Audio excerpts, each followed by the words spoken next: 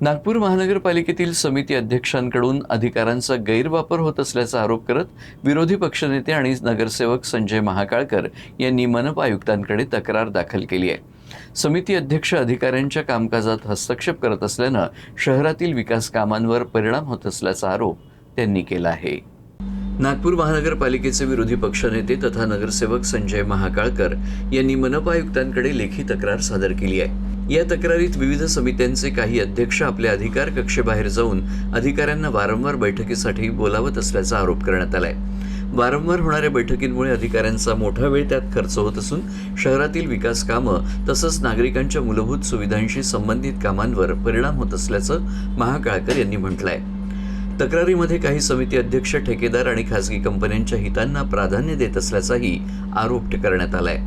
अनावश्यक बैठका थांबवून अधिकाऱ्यांना नियमबद्ध, पारदर्शक आणि स्वतंत्रपणे विकास कामं करण्याची मुभा द्यावी अशी मागणीही त्यांनी मनपा आयुक्तांकडे केली आहे।